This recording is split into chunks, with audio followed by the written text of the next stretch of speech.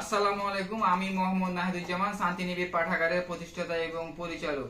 এই পাঠাগারের যাত্রা শুরু হয় 2020 সালে 14 ফেব্রুয়ারির পর থেকে। কিন্তু আমি পাঠাগারকে ভালোবাসি, অনেক বইকে ভালোবাসি, তার জন্য একটা পাঠাগার প্রতিষ্ঠা করি।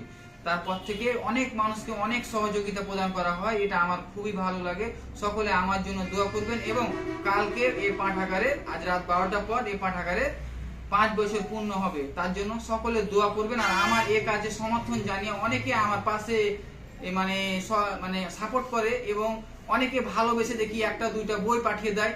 এই যে আমি যেমন নিজ থেকে কিন্তু বিভিন্ন জনকে সহযোগিতা করে থাকি, এই যে বই পাঠিয়ে দেওয়া যে কতটা ভালো লাগে আমাকে বলে শেষ করার মতো নয়। এই যে কয়েকদিন আগে দেখলাম মিরপুর 2 ঢাকা থেকে আমার পাঠাগারে কাজী ইমদাদুল হক সাহেব আমার পাঠাগারে 19 পিস বই দিয়েছে। এটা আমার খুবই ভালো লাগে এবং তার জন্য আমি অভিনন্দন জানাচ্ছি, তার জন্য দোয়া রইল। এবং তা এই ধরনের মানুষগুলোর পাশে যেন সরকার পাশে দাঁড়ায়, আমি এটা চাচ্ছি।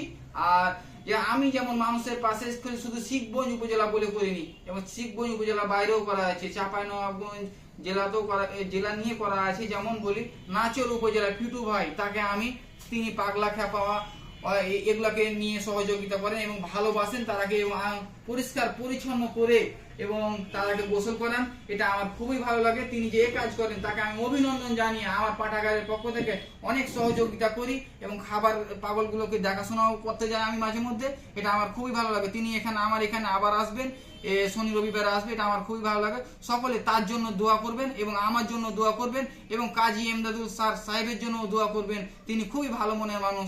আসসালামু আলাইকুম।